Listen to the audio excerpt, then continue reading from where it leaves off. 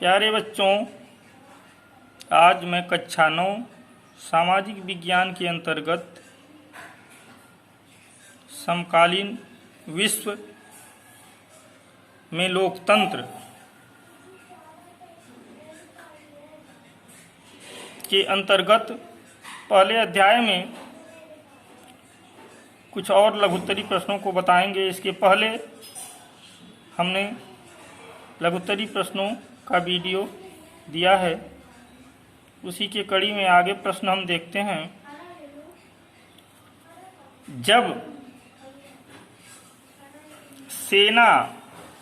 जब सेना लोकतांत्रिक शासन को उखाड़ फेंकती है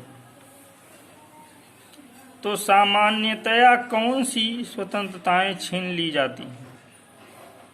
यानी लोकतांत्रिक शासन को यदि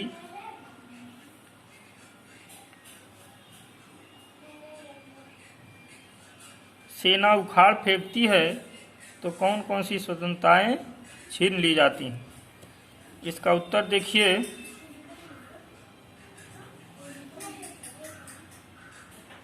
इसका उत्तर लिखेंगे इस प्रकार: जब सेना लोकतांत्रिक शासन को उखाड़ फेंकती है तो सामान्यतः निम्नलिखित स्वतंत्रताएं छीन जाती हैं।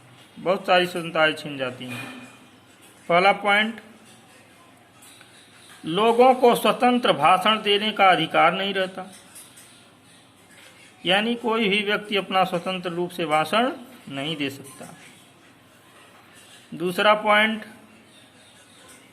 लोगों को अपने अपने संगठन स्थापित करने का अधिकार नहीं रहता। जैसे पोलैंड के कारीगरों, क्रेन में काम करने वालों या बिजली का काम करने वालों को अपनी ट्रेड यूनियन बनाने का अधिकार नहीं था। लेकिन हमारे देश में ऐसा नहीं है। हमारे देश की सरकार जो है वो लोकतांत्रिक सरकार है। तीसरा पॉइंट, लोगों को स्वतंत्रता यानी स्वतंत्र रूप से चुनाव में भाग लेने का अधिकार नहीं रहता।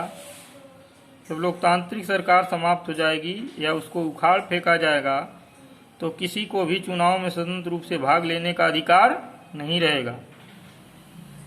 जैसा कि प्रजातंत्रीय देशों में रहने वाले लोगों को होता है।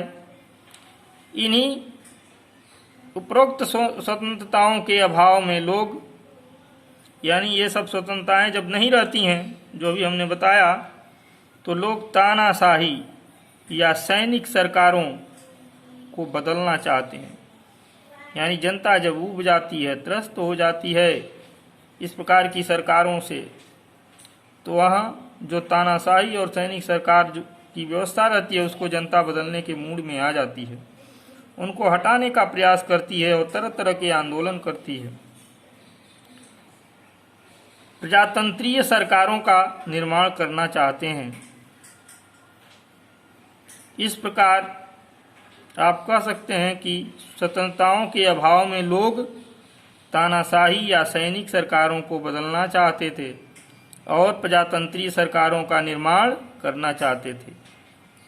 ऐसी स्थिति में यही कारण इसका है कि यदि इस प्रकार के लोकतांत्रिक सरकार को सेना उखाड़ फेंकती है तो जनता इन सरकार को बदलना चाहती है और इन सरकार को बदलकर प्रजातंत्रीय शासन व्यवस्था लाना चाहती है।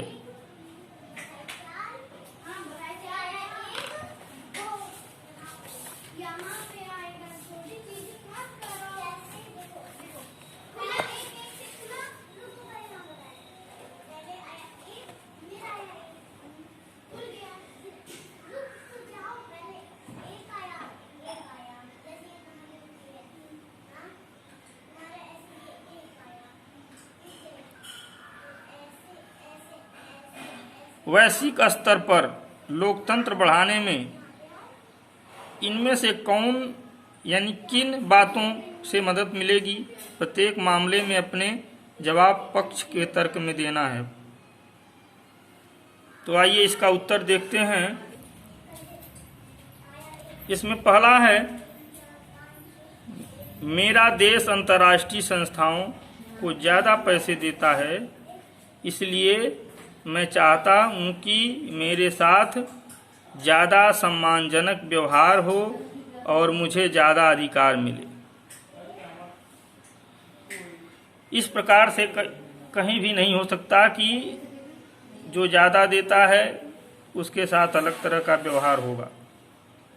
आगे देखते हैं।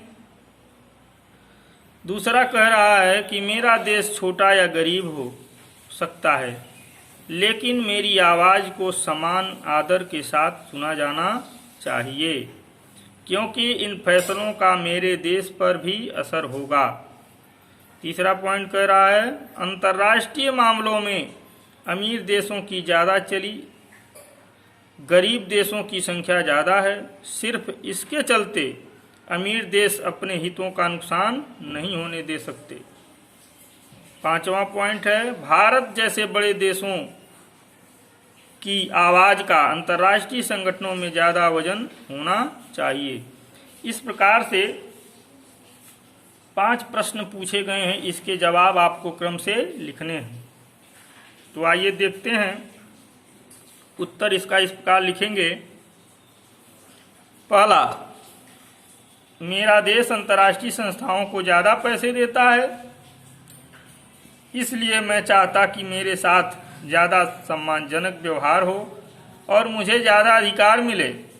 तो इसका उत्तर होगा, यदि कोई देश जैसे यूएसए है, जापान है, अंतर्राष्ट्रीय संस्थाओं को ज़्यादा पैसे देकर यह कहे कि उसने क्योंकि अधिक पैसे दिए हैं इसलिए उसके साथ ज़्यादा सम्मानजनक व्यवहार हो, तो यह सरासर गलत बात होगी और लोकतांत्रिक नियमों के विरुद्ध होगी।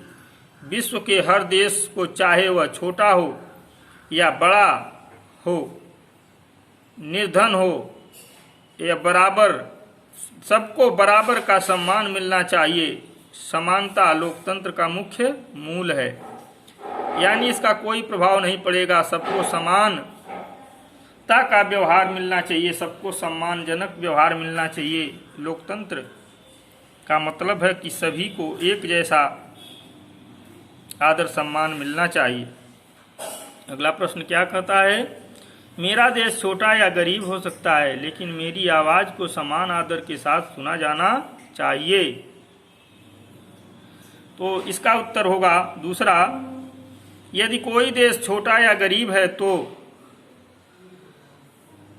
तो भी उसकी आवाज़ को समान आदर के साथ सुना जाना चाहिए, क्योंकि अंतर्राष्ट्रीय स्तर पर किए गए हर फैसले का हर देश पर भी गहरा प्रभाव पड़ता है। ऐसा बराबर का व्यवहार ही वैश्विक स्तर पर लोकतंत्र बढ़ाने में सहायक सिद्ध होता है।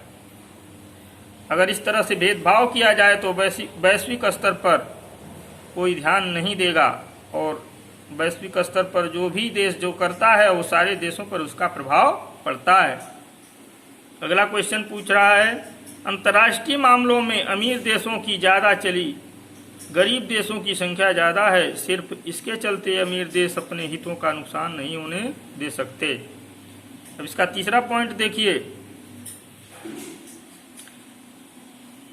यह भी लोकतंत्र बढ़ाने में सहायक सिद्ध नहीं होगी, क्योंकि विश्व स्तर पर अमीर और गरीब देशों में कोई अंतर नहीं होता। चाहे कोई अमीर हो चाहे कोई गरीब हो, इसका कोई प्रभाव नहीं होता है। इकट्ठे मिलकर चलने में ही दोनों और अमीर गरीब देशों का भला है। ऊंच नीच से कोई फर्क नहीं पड़ने वाला है। अगला पॉइंट है, भारत जैसे बड़े देशों की आवाज़ का अंतर्राष्ट्रीय संगठनों में ज़्यादा वजन होना चाहिए। इसका उत्तर आप लिखेंगे, भारत जैसे बड़े देशों की आवाज़ का अंतर्राष्ट्रीय संगठनों में ज़्यादा वजन होना चाहिए, क्योंकि समानता के विचारों के विरुद्ध है। यह जो है अंतर्राष्ट्रीय संगठनों में ज़्यादा वजन का मतलब यह लोकतांत्रिक व्यवस्थाओं के विरुद्ध है, यानी उसके विचारों के विरुद्ध है। ऐसा नहीं हो सकता। ऐसी भावना भी वैश्विक स्तर पर लोकतंत्र बढ़ाने एवं बड़ी बाधा होगी। अगर ऐसा एक को ज़्यादा महत्व दिया जाएगा तो भी यह लोकतंत्र के खिलाफ होगा।